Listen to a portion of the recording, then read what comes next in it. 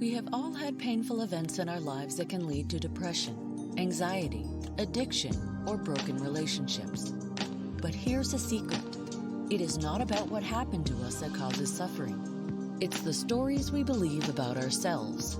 Join us as we shine light on how to rewrite our stories, avoid the shadows of shame, and travel along the pathway to joy, love, and connection.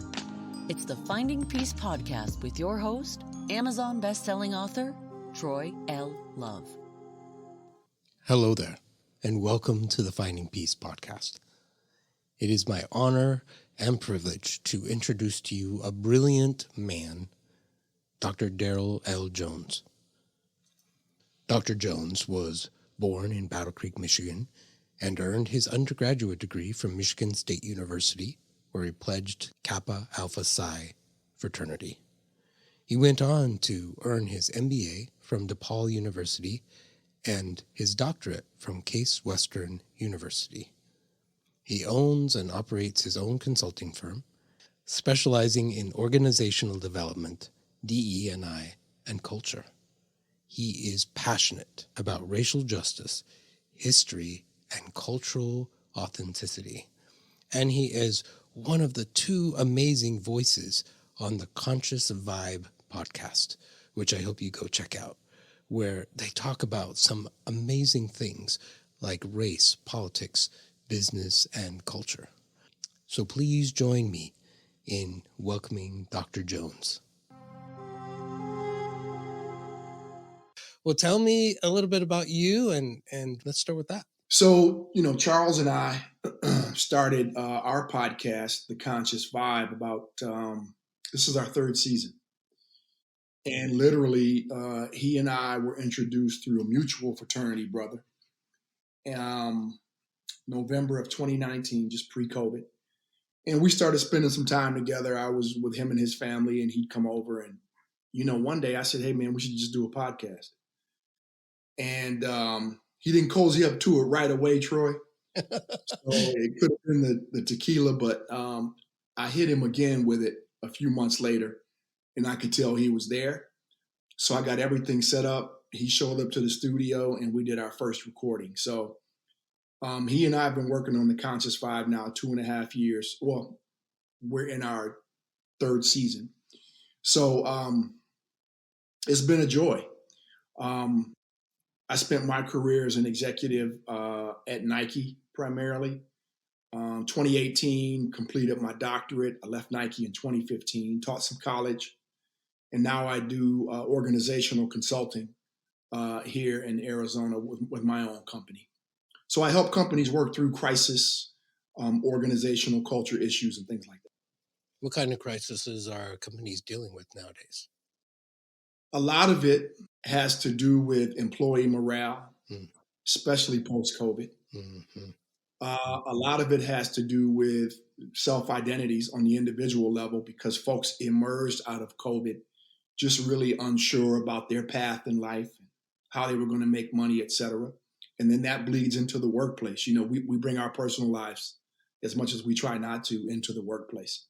And then honestly, just good old-fashioned poor leadership sometimes, Troy. We operate with internal crisis that we bring into an organization and unwittingly lay that on other people. Right. What are the effects that has on the organization when you see that happen? Oftentimes, in its worst case, the organization actually comes to an end. Best case scenario is you learn from it with minimal damage, but rarely do we see that. When we think about organizational crisis, one of the things that I learned is that it's a process, Troy. It's not an event. We tend to say crisis was an event. The event that we experience is typically as a result of crisis. So we're operating in crisis, and it manifests in the form of an event.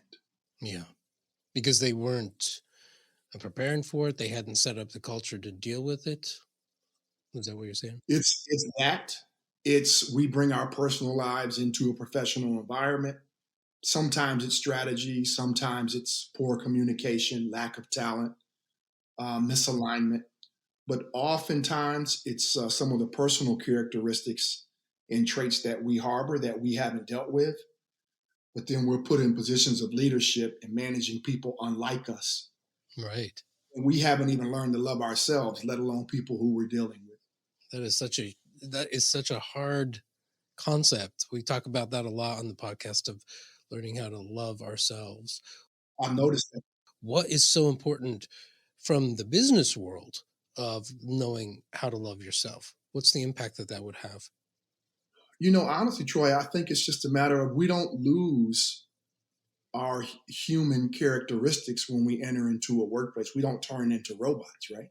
No. So we have to exercise that same love and care and engagement that we do in our quote unquote personal lives as we do in the workplace. Now, it may show up differently. We're not hugging and kissing in the workplace, hopefully. But we still need to be really cognizant that, people have feelings and operate with emotion. Right. And at the same time, we're charged with managing emotional intelligence.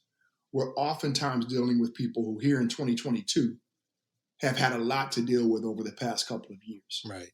Social injustice, COVID, health problems, economy, gas price, all this stuff. It'd be great if we just kind of shook that and walked in the door, but we don't. People say, leave your personal problems at home, but I don't know how anybody actually does that. I think potentially, generationally, me growing up, I was typically like a 70s child. That was a big part of what we were taught to do. Mm-hmm. And some of that, is a cultural thing as well. But I don't know if I thought it was easier then or not. I really can't say because I'm not, a 2020 child. Right. But it became something that was almost like an armor that we carried into young adulthood and adulthood. And I don't know if that's tougher, easier today. I really don't know. But that can be very stressful as well. And we might not ever know how stressful it is until later in life. Right. Troy, we had on our show a psychologist, and she got her PhD from Baylor, and now she's with the Harvard Institute of Flourishing.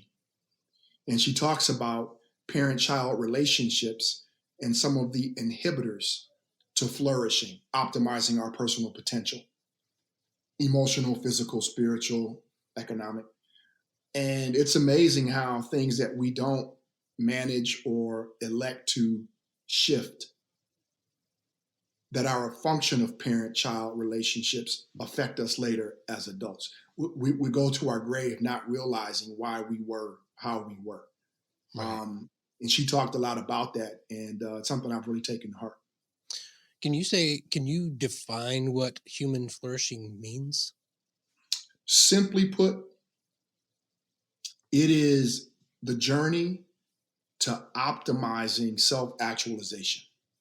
So I distinguish it from happiness in a way, Troy, that happiness is a temporary feeling, right? And it's a feeling. It's not necessarily a journey. So a drug addict may experience fleeting happiness. It's hard for a drug addict to really ever flourish. That's part of the distinction. It's that optimization of your human potential. What kind of things prevent or make it harder for somebody to flourish from your perspective? You asked some great questions, by the way. Thank you. You really do. Hey. Yeah, I mean that. Sometimes it's childhood and the fact that things that we try to brush off about our own personalities are things that we really need to get to the root of and deal with. If we don't, we tend to enter into relationships that support those voids, as opposed to relationships that challenge us and allow us to break free of those chains. So I think it's a constant realization that we're on a journey. We need to develop critical skills, and we need to understand the true factors involved in emotional intelligence and work to achieve a sustainable level of emotional intelligence that allows us to optimize ourselves. When you are working, let's say, with a CEO or an executive who doesn't have a lot of emotional intelligence, how do you handle that? What do you do as a coach, as a consultant? If I'm on a year-long contract, I give it 6 months. Oh, yeah. I have some past clients who can tell you I'm not lying. Honestly, it's tough for me to come into any organization, even though I can typically make a pretty quick assessment when I've talked to enough employees. Troy, I still don't want to be that guy that comes in and kind of lays down the law. So I start with an assessment. And I allow folks in the organization to express themselves on 7 dimensions of culture. Things like authenticity, transparency, respect, voice, opportunity, etc. Once they've come back, basically those responses will fall into one of 4 buckets: strength, weakness, opportunity, or threat for the organization. That's what I then go back to the CEO with and say, let's talk through this. And when you talk about lower levels of emotional intelligence, that's really when it manifests, because there's a lot of excuses for why things are what they are, right? And so the point I try to make is, we can probably work through a lot of this in our heads, but the point is, this is where people are. Right. And until you can solve some of this and most of this, you won't see the results that you think you should see. Right. On a percentage wise, how many are open, even if they don't have a lot of emotional intelligence? How many are open to learning, and how many just are thinking that this is stupid? Well, I tell you what, Troy, I've been very disappointed and very inspired in the same day by clients that I've dealt with. Right. And in their defense, I'll be really honest with you. Some of this, I had 5 clients coming right out of COVID. Everybody was struggling, right? They got personal things that they're dealing with, et cetera. So I wouldn't want to cast a brand on anyone coming out of that. What I would say is, I remain optimistic that most of these leaders want to do well by all of their organizational members, but I have definitely been disappointed and left clients. That's really sad. It's the reality that we live in. And, you hope at some point the things you've left them with come around, because what I don't want to do is become a branding piece. We went through Dalmar Consulting's exercises and practices, and now I'm branded on the website. They truly haven't done the work that's required to transform the organization. So it's best for us to just part. And just walking away, right? Yep. Can you tell me a little bit about what constitutes human crisis mode? I can. So when we enter into an organization, and I'll speak from an organizational perspective and then more from a personal perspective, we're laced with their values and norms and practices and espoused values in a really idealistic way. Over time, we realize espoused and reality might be 2 different things. So we spend time trying to bridge the gap between the 2. Our ability or inability to deal with that can often lead to crisis. Are we able to reconcile those 2 oftentimes polarized cultures that exist? The other thing that happens is this whole thing around idolatry, where we tend to idolize folks in the organization that shouldn't be. But we get into a zone where we've sort of, hitched our wagons to them. And now we have to really figure out our loyalties to our personal values, organizational values, or human beings who've quote unquote supported us. So reconciling all of that can also lead to. And then, lastly, I think one of the things that's really critical is when we talk about it from a personal perspective, You know, Troy, if we aren't living our authentic selves, we're operating with competing self identities. So if I have to show up to work differently than I show up at home, than I show up at church, than I show up at, I'm always having to reconcile these competing identities as opposed to operating with a singular identity of who I am and not having to code shift in a new environment, because that can also be really taxing emotionally. Right. Like living compartmentally instead of fully. Yeah, and it's I'm not here to at all suggest that we all don't shift some aspects of our personality or have a chameleon-like presence at times. I don't think that's bad. We should be able to operate in many different rooms. But at the core of who we are and our value system, when that gets compromised, that's when crisis can set in. And that's a very big culprit. Because I wasn't looking for. So what I did, Troy, when I entered into the doctoral program, the great thing about Case Western is they force you to chart your own path. They don't hand you and say, hey, you need to figure out in 10 years what the state of the economy will be based on past performance. No. What do you want to contribute to the world? And you spend your journey figuring that out, doing the research, et cetera. So one of the things I was just intrigued with is, why is there incessant organizational crisis in sports organizations?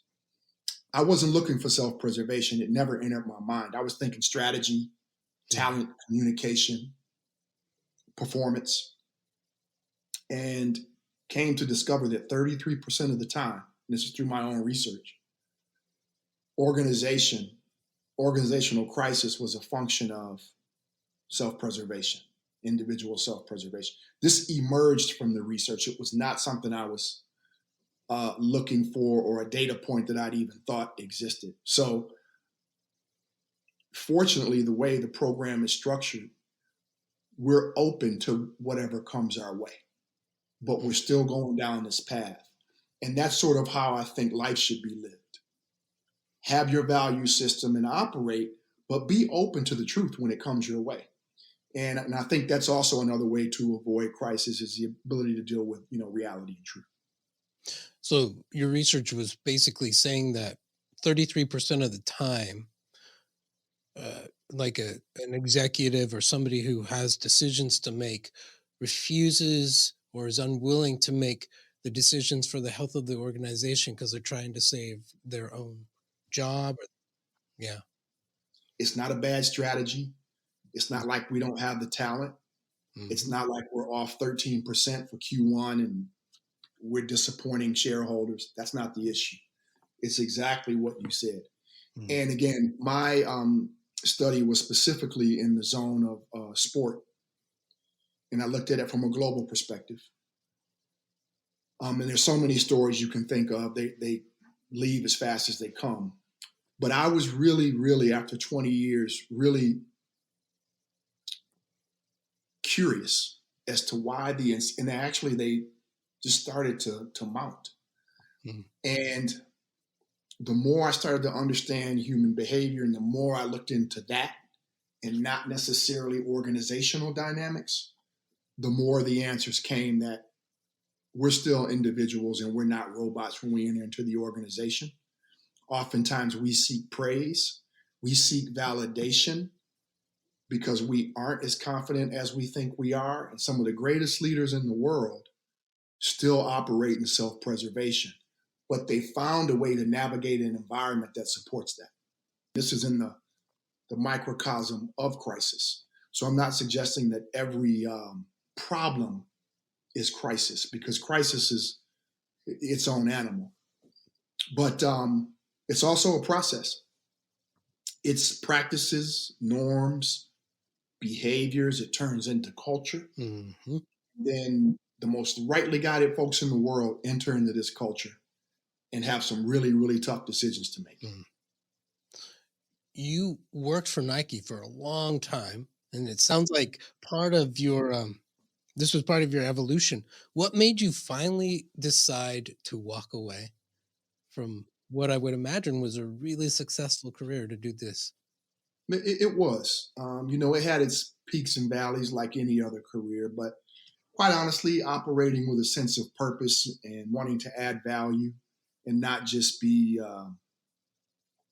have my legacy be that of a Nike guy. Mm. Nike served me well and no complaints.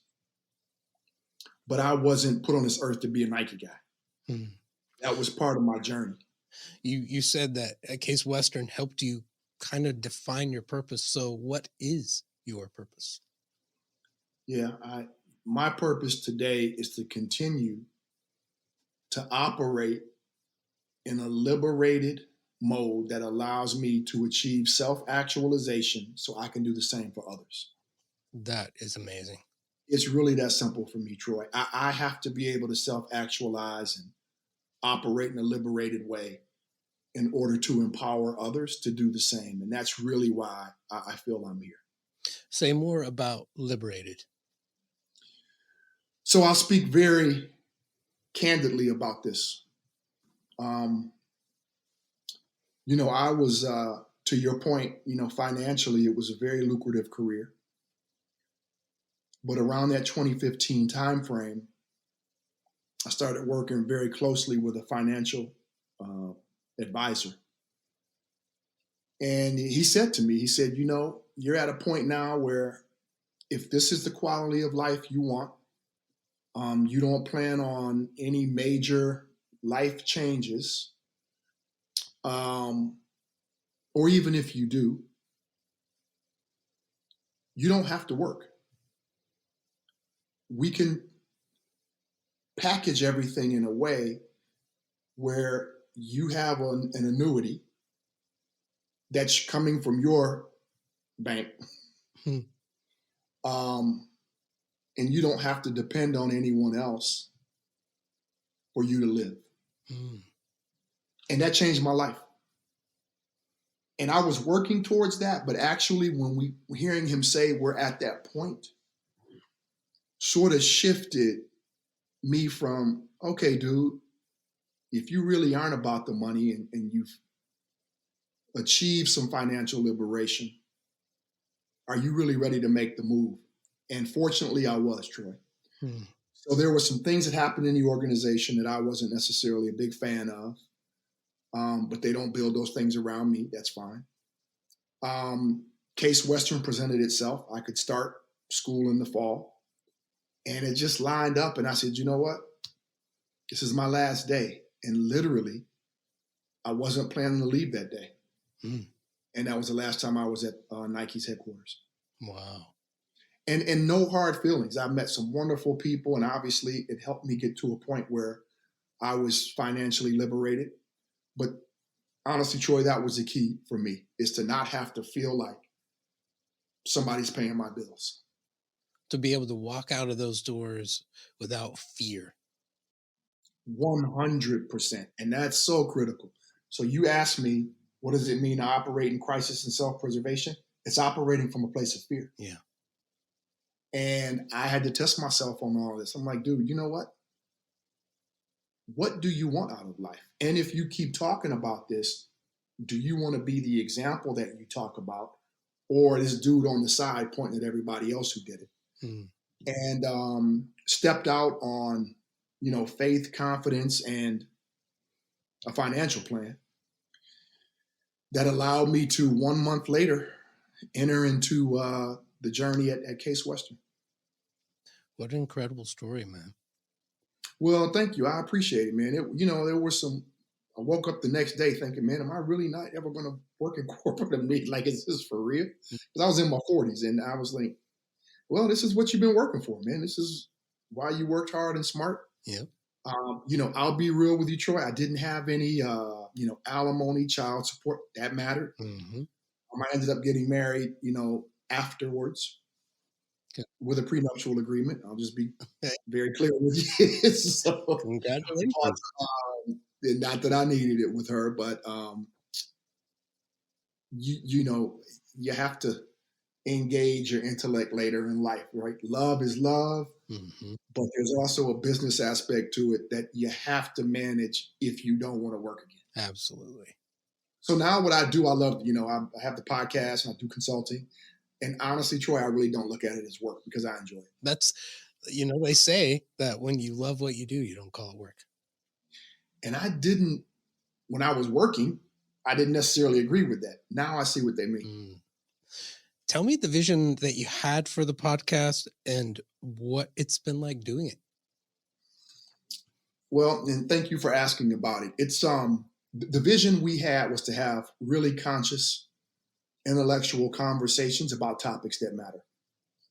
And it really started that way. We weren't sure what was going to happen. Neither of us had done this before. We both done major public speaking and things like that.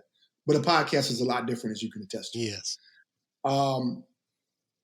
So our vision was to create a platform for folks who are leaders in their own right, in their own field, and some who've failed. And I'll talk about failure later, what I think it is. And have them talk about their journeys. And if we can inspire other people through that, that was our goal. I think it's morphed into a platform of empowerment. And we really think it's critical to empower people to optimize their potential. And so here in this third year, we're spending even more time with folks who are in that zone of what does it mean to operate from a locus of control where you're managing your outcomes and you're accountable and you're flourishing. So we're spending year 3 in that zone, and that tends to sort of be the theme, whether we design it that way or not. But we know Charles and I both feel like we have a lot to offer and we want to offer it, but we still have a lot to learn. So there's that aspect of it too in year 3. We learn something from every single guest that we have on and hopefully impart some wisdom to our audience at the same time. What has the podcast, The Conscious Vibe, how has that impacted you personally? I think it's allowed me to tap into dimensions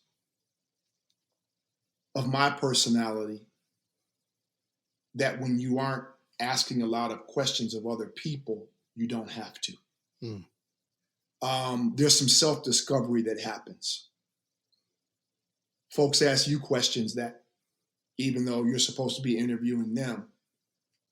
And I think it's a combination of the podcast, but also now I'm accountable to myself and not a team of 300 people that are going to watch it the next day and say, what the hell did you mean when you said that? Or a boss, what the hell did you mean? I'm accountable to me. And I think that combination of the format of a podcast and that characteristic has brought out some things in my personality that I think already existed, Troy, but I didn't necessarily feel compelled to share. It opened that up for you. Yeah, it did. It did. And I think it's been fantastic. I get calls from friends that said, hey, I didn't know. Some didn't know I was ever married. But I'm an introvert by nature. I operate in extroversion in spurts. Right. Isn't it exhausting? Not my personality. I don't like crowds. I don't. So exhausting. I'm right there with you on that. Yeah, man. So it's opened up that vessel of expression for me. And I probably operated under a little bit of the premise that who cares? But now it feels like people care, so I'm probably more inclined to share. So maybe a little bit cathartic. I think they care because you are letting you out a little bit. Yeah. They care about you. Absolutely. And you have to let people do that. Be vulnerable enough to let people do that, right? And that's part of the journey of life as well as I get older. When you start to say, hey, I guess I am on the back half of this deal. You just don't look at things the same way. Right. And that's how it should be. Yeah. So Patrick Lencioni, he's He's an author. He's done a lot of things about organizational development. And one of the activities that he often has executives do is talk about their biggest mistake. And you brought that up a little bit. And he talks a lot about people balk at that. They don't want to talk about their biggest mistake. They're embarrassed. They're ashamed. But why is that such an important topic to talk about? Well, I think, honestly, we have to embrace the full journey of life. And a mistake to me is something that wasn't intentional. And it's okay for there to be negative outcomes or outcomes that you didn't desire as a result of some of your actions if you operated with good intention. Now, you don't want to make the same mistake 2 and 3 times. That's part of the journey as well. And it also allows you to have a platform to learn. Now, you don't want to be that guy that just continually runs around making mistakes. But at the same time, it's okay to embrace it when you do, because it's part of our journey in life. And I've shared on one of my shows with Charles, it may not seem like a big deal, but I thought my life was over. I was in a corporate setting, and Troy, I was with Kraft General Foods prior to Nike. And I sold Maxwell House coffee to major institutions, hospitals, hotels, airlines. And I'd gotten all of our distributor salespeople to come into a hotel presentation where I was presenting this new coffee machine. And it allowed us to enter into places where we couldn't have gotten before because our competitors had it on lock. We're all in this room. Presentation went well. I had a stack of leads that was probably this high, and I'm not exaggerating. In short, next to that, I had a stack of blank leads that weren't filled out. But guess which ones I threw away? Which ones? That had all the leads on it filled out. So I put them in the recycling bin. On accident? Very much on accident. Oh, dang, man. So I went home. I still had the stack right in a folder that was blank. I didn't know it was blank. Man, I'm having the greatest weekend. I'm taking my girlfriend out with Troy on Sunday night. I pulled out the folder. Have you ever seen The Shining? Yeah. Do you remember when all work and no play makes Jack a dull boy, and she's going through and everyone says, I was going through and everyone was blank. Man, I lost it. I drove over to the hotel. They said, man, no, we'll never find it. And I had to go back to my boss. I had to go back to the guy who owned the distributing company. And it was one of the biggest mistakes I ever made. And I thought I was done. I was able to recoup probably 85, 90% of the leads, but I operated with egg on my face for quite some time. Oh, man, that's so cool. I tell that story, right? And it's it allows other people to realize it's okay. And you can recover, but just don't let it happen again. So trust and believe that never happened again. Right. That's what wisdom is, right? That's exactly right. You learn from your mistakes. Yeah. And so, it's a part of our journey, man. And it happens in our personal lives too, where we think somebody's thinking something. So we, take a turn, and mistakes are okay. I'd say once, maybe twice, but let's not be known as the mistake guy. Right. I'm curious about the picture behind you. Yeah. Oh, good old James Baldwin, if you're familiar with him. I'm not. Okay, so yeah, James Baldwin. This is he's the author of Another Country, amongst other books. And in short, he's a freedom fighter, and he has been one for racial justice, social justice. When he was with us, and he was truly a freedom fighter who operated. We talk about no fear. And the ability to articulate his perspective unlike any person I've ever seen in my life. So he was an inspiration for me growing up in terms of his ability to form a thought and articulate and respond to intellect and ignorance Mm. in the same way. Sounds like I need to learn more about him. Well, potentially, I'll send you. It's James Baldwin, and he there was a documentary done about him, but he's got a number of books. But I'll make sure I get some of the books to you. But I would love to read it, man. he's a great man. Particularly, I would love for you to watch. Was it Oxford? I think he addressed the student body at Oxford on a show, and it was incredible the way he handled the discourse back and forth. An amazing man. I'm definitely going to be Googling him. Okay. So I think it was Oxford. I'll make sure I share with you what it was. Well, thank you. That's amazing. So one of the things I do with a guest is I do a speed round question. It's not really speed round. I just ask you a ton of questions, right? Okay. One after the other. So you can take your time. What is one thing about you that surprises people? That I mix music. I'm a DJ. Are you really? What kind of music do you mix? See how surprised you were? Yeah, that's awesome though. I love it. Hip hop, R&B. I fuse Led Zeppelin and Too Short, Gary Wright and Future. So I'm all over the place. I love music. I love Steely Dan as much as I do Jay-Z. I grew up on music between my mom and my grandmother, who were music heads. And then I had my own journey on music when I was young. So I love a lot of music. And when I was in New York around 2013, I asked this guy who ran a lounge if I could DJ for free. And I bought some equipment, started messing around. And he said, "Man, who are you?" I said, "Well, you don't know me, but I'm a really good DJ, you know." So, and he gave me a shot, man, and I loved it. You know, I think it was every Wednesday and Thursday night, and that became Thursday and Friday night. You know, I got some positive feedback. A lot of Europeans stayed at this hotel. It was a lounge. Yeah. And I picked it up there, man. Started loving it. Recently bought all new equipment. And I haven't found a venue yet that I would call my DJ home.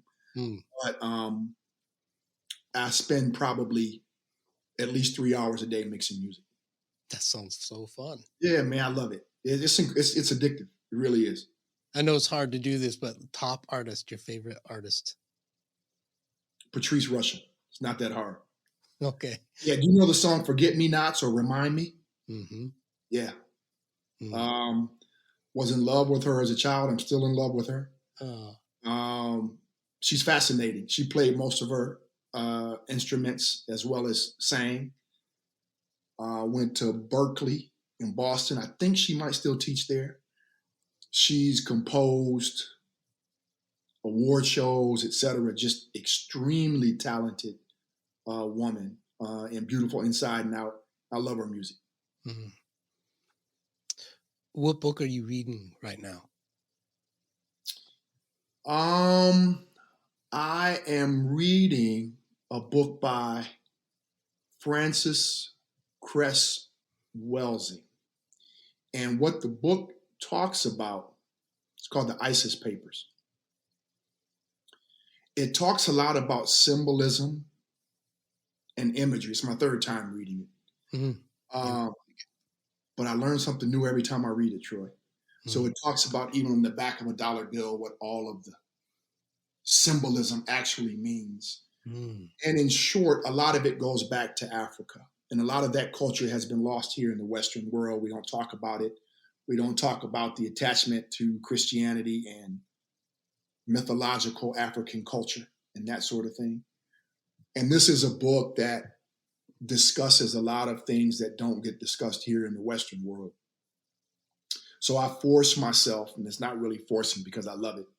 She's no longer with us, but I go back to it ever so often just to remind myself a lot about our culture in Africa and why we should feel good about that. That's amazing.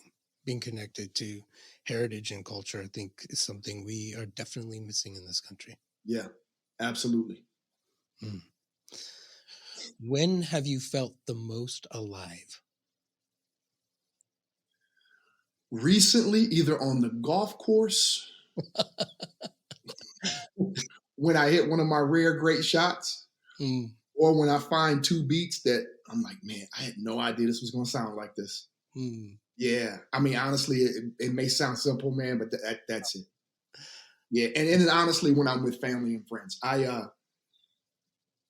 just went back to Portland. One of my closest friends, he's like a brother to me. His son graduated from high school, and he's going on to Berkeley, studying film and playing football. And I was really in my element back there with my folks. You know, I used to live in Portland, but I don't see them as much anymore. And it was just a great time seeing his son move through life and seeing the product that they raised and just seeing them happy. And also seeing him, my buddy, wonder, man, what's life going to be like now that my son's not here? And the shift in his self-identity as, yeah, he's a dad, but you know, not a dad in the house now. So new chapter in life. Absolutely. So those moments, you know, close family and friends, mixing my music, and then when I strike the heck out of the ball on the golf course. I have a buddy who says when he hits that swing just perfect, it's better than sex. I didn't want to add that one, Troy, but you know, I don't know if you're trying to bait me or not. You got my 3, okay? I don't know what kind of show you're trying. Put a little PG in the front. Well, yeah, so I'll leave it at 3. If you asked me before, you know, but if you were going to spend the rest of your life on an island and could only bring one item of personal value, what would you bring?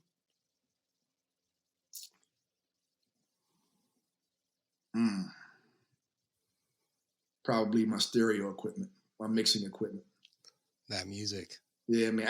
I mean, from the time I was a kid, you know, a lot of it had to do with being an only child, Troy. I didn't get inspiration from older brothers, younger sisters. You know, I had a cousin I was very close to, but for a lot of my childhood, he and I were in different cities.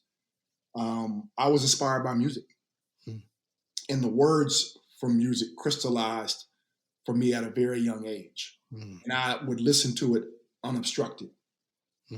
So it wasn't like there was a bunch of noise in the house and then the Isley Brothers are in the background. No, I was listening to every word they were saying, and it inspired me and allowed me to self-actualize in ways that I couldn't had I been encumbered with noise and all these other things going on. So music has always hit me, and I played string bass in the orchestra in high school. Still an athlete now, not a total egghead, but that's awesome. So it's always hit me in a different way, man. Music is something that's critical to me. There is something about music, man. Yeah. What is a daily practice that you must do every day? Give thanks to everyone. This is the first thing I do in the morning. To everyone who has touched me in a way that's allowed me to be who I am. That's my mom. That's my grandmother who's no longer alive. Even my dad, who I lived with him for 2 weeks out of my entire life. He had his own set of problems. But he also didn't force himself into my life knowing that he had these problems. Now, you can take that a number of different ways, right, Troy? Right. But the man knew who he was and what he was struggling with. So I have to thank him for that. And when he finally, quote unquote, got himself cleaned up, he reached out and said, hey, the option is yours. I was 26 years old at the time. And I didn't respond to it. So him. And then, you know, my close family and friends who continue to inspire me, et cetera. So every day I really think about those folks who are have created and create an environment for me to self-actualize.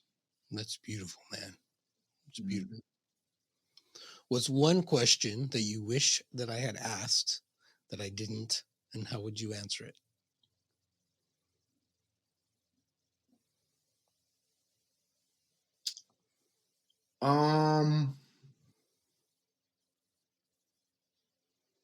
You know, the impact of sport on my life.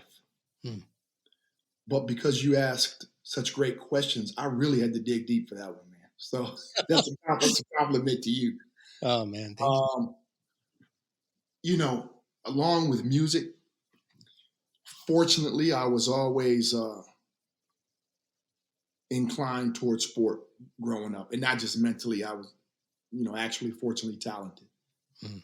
And I remember, man, being in elementary school, and I was raised in the South for my formative years. And we started playing tackle football in third grade, which is concussion city, but whatever. But my mom created an avenue for me to do that. Mm. So I would come home from school in Troy. I'd call her on the phone. She'd walk me through how to cook a meal, and I'd cook it. And then my coach would come pick me up, go to football practice. I get home around 7:38. I see my mom for about an hour. Then I'm off to school the next day. Mm. So she was critical in realizing that there was something around sport and leadership and accountability that I needed and that I learned to really embrace. So sport was really, really critical for me growing up, and still is. I ended up working in sport for 20 years. Right. Yeah, I was not in sports, and I wish that I was, and there's a whole reason why I wasn't. But the older I get, the more value I see in what sports does for people. And it's a microcosm of life. Absolutely. Were you raised in Utah, Troy? I was. Yeah. Okay. Yeah. What does finding peace mean to you? Removing fear as best you can. Centering yourself around people who love themselves and you. Mm. And realizing that love, honestly, is nothing more than wanting what's best for someone. And that sounds simple. But when you really ask yourself the question, do I want what's best for this person? And you find yourself, then you might not love yourself the way you think you do. Mm. So focusing on those things, I think, is really, really important. Mm. Amen, brother.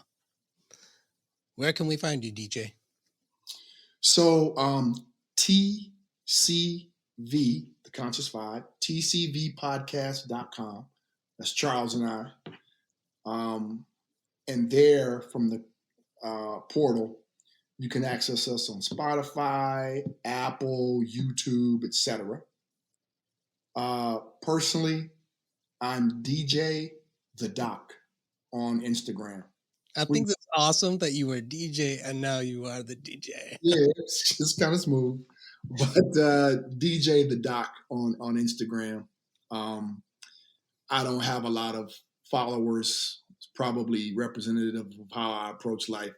I do my thing. And, well, you're going to have another one by the end of today. Man. Oh, man, well, I appreciate that, as will you. As will you. So, yeah, tcvpodcast.com, DJ the Doc on Instagram, and on LinkedIn, Dr. Daryl L Jones. Dr. Daryl, middle initial L, Jones. I am active on LinkedIn. Quite.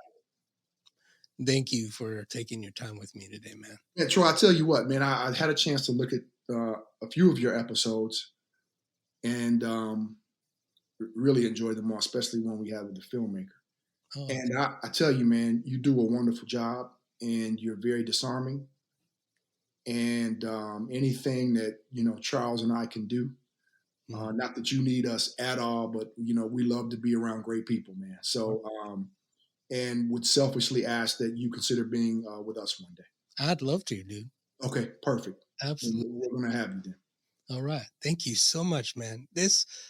I was really excited when they sent the invite and there's 2 sports guys. I'm like, I'm not all about that. But like I said, it's bigger than that. And I have thoroughly enjoyed hanging out with you today. Likewise, Troy, and thank you for having me. You're welcome. Have a wonderful rest of your day. Enjoy the heat out there. I will, man. You do the same. I'll send you the information on Baltimore. Awesome. Thank you so much. You got Have it, buddy. a wonderful day, brother. Thank you. You too. Bye. Bye-bye. You've been listening to the Finding Peace podcast. If you love the show or want to ask a question, let us know by going to findingpeaceconsulting.com. There, you can also learn about the Finding Peace 5-Day Challenge. Remember to subscribe to this podcast so you won't miss the next episode. And if you are listening on iTunes, please give us a 5-star rating. It really does help other people find this podcast more easily. Thank you for spending part of your journey with us. And a special thanks to Johnny Porter for producing the show, and A.G. Flux for the new background music. Copyright Finding Peace Consulting.